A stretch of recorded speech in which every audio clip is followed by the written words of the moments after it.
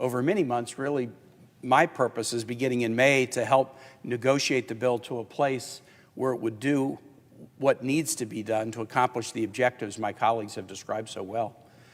I want to offer just a few words from the heart about why I am so impassioned about getting this bill done. By my count, there have been 1,994 people who have served in the United States Senate. 1,994. 100 of us share a unique experience. 100 of us were here on the only day in the history of this body when we were attacked by violent insurrectionists attempting to disrupt the peaceful transfer of power. So from whatever state we represent or whatever our background, we are unified in having shared an experience never to be imagined, never to be forgotten, and never to be repeated. I believe the fact that we've shared this experience together with members of the Senate staff who are here with us this puts a unique responsibility on our shoulders. First, let's understand what that day was about. There are some who are trying to kind of downplay it. It was tourists visiting. Okay, we can laugh that off because we know that wasn't the case.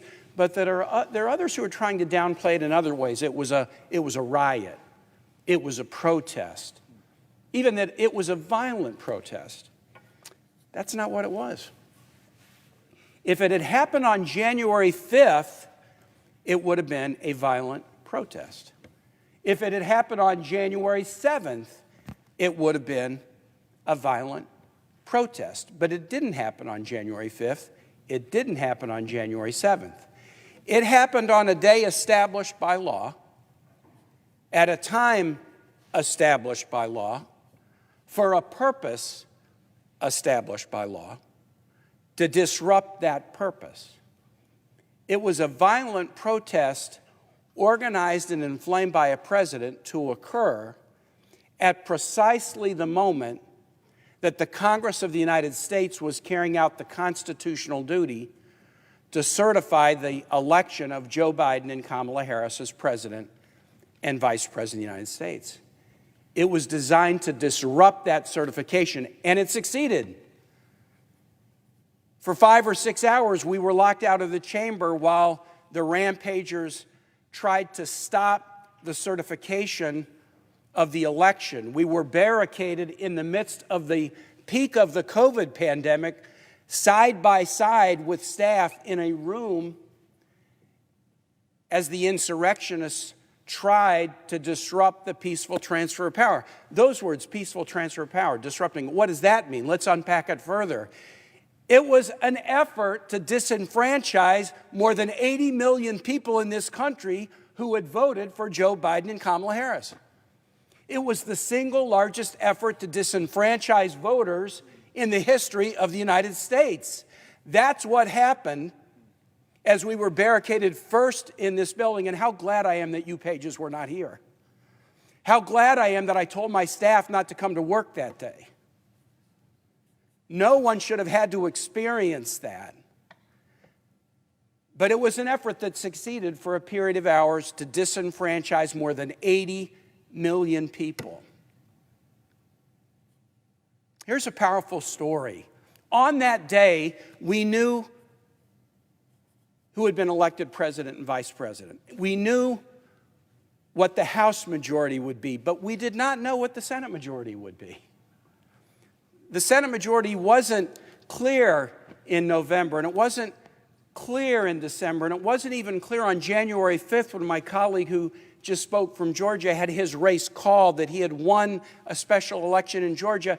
As we were under attack, it was still in doubt as to who would be the majority party in the United States Senate. And as we were barricaded for hours in the midst of COVID in a room side by side with television monitors showing us what was happening at the Capitol, there then came a breaking news report that the last Senate race had been called in Georgia for John Ossoff, and so Democrats would now have a Senate majority. I'm a religious person. Things happen for a reason. It was unclear who would be in leadership in the Senate. But in the midst of a pandemic that had unnecessarily killed 600,000 Americans, and now with an ongoing attack against the capital of the United States, unique in American history, by people trying to disenfranchise 80 million people, the news suddenly came, we want new leadership. We need new leadership. There's a reason for that. There's a reason that it happened in the middle of this attack. We have a burden on our shoulders to live up to the responsibility that we 100 uniquely share. And that responsibility is to make sure that no voter, not 80 million, not 10 million, not a million, not 10, not one, that no voter is disenfranchised in this country. That's why we've been given this unique opportunity to lead at this moment in time.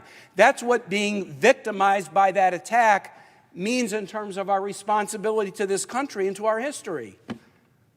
We have to carry out that responsibility. Now, if this were a Hollywood film, what would happen is the Democrats get the majority, and then all of a sudden we put to rest disenfranchisement, Democratic majority, we can stop the disenfranchisement of voters. But no, the big lie didn't stop. The big lie didn't stop when we found out we had the majority. And this is often the case in powerful stories in human history, like, when Moses leads folks through the Red Sea to the other side, it's not all great as soon as they get there. They still got work to do. We got the majority, but we have work to do. Because in state after state after state, as my colleagues indicated, legislators in states where there are Republican governors and Republican legislative houses have thrown up one burden after the next to disenfranchise people, just as there was an effort to disenfranchise 80 million on January 6th. Let me be clear. These state legislators, they may not be wearing Camp Auschwitz t-shirts. They may not be carrying Confederate flags around. They may not be beating up police officers with flagpoles or fence rails, but they're acting out of the same big lie that President Trump repeated ad nauseum when he encouraged people to come and be wild at the U.S. Capitol to overturn the peaceful transfer of power.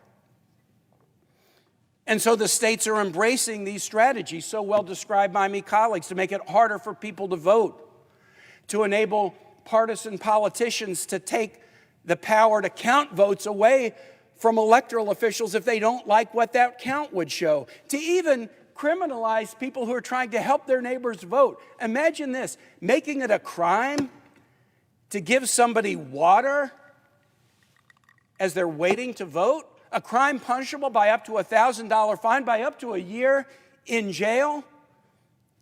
This is the same big lie tactic that led to the attack on this body, and it's happening all over this country.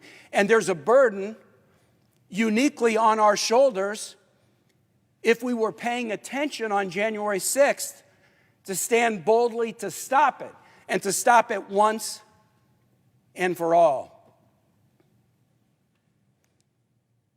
That is what the Freedom to Vote Act is about.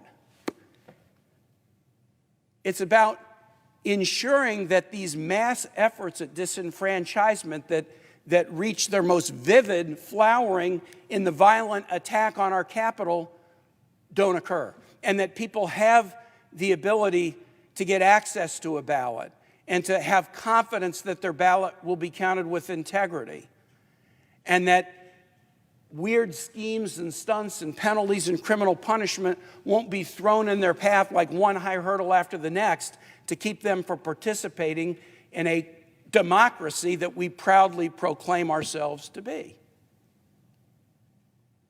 And that's why I'm so proud to be one of the co-sponsors of this bill with my colleagues, because I was a civil rights lawyer for 17 years. You might think that's why I like this bill. No. The thing that makes me passionate about the bill was I was an eyewitness to the biggest disenfranchisement effort in the history of the United States. And I don't think we can say, yeah, we were here. We were eyewitnesses to it. It happened to us and the people we care about, but there's nothing we can do. We can't say, after having seen what we've seen and done what we've done and been where we've been, that there's nothing we can do. We can't. We have to act. Let me just conclude and say this. So I've been on 10 ballots and been sworn into office many times. And as a city councilman, as a mayor, as a lieutenant governor, as a governor, and U.S. senator. And when you get sworn in, you always say some version of this. It varies slightly in local and state office, as the president knows, who is also a mayor and governor. But it always has some version of this within it. A pledge to support and defend the Constitution of the United States against all enemies, foreign and domestic. I had an epiphany in the days after January 6th, and the epiphany was this.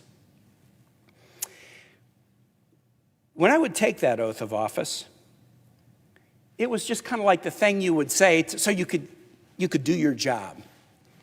And if you had asked me, hey, Senator Kaine, or hey, Governor Kaine, or hey, Councilman Kaine, what is your job? Well, I would have given you a job description, and the job description would be, I want to build schools. I want to make sure that our troops have the resources they need to keep our country safe. I mean, I always had a job description in my mind. I've been in elected office for 27 years now.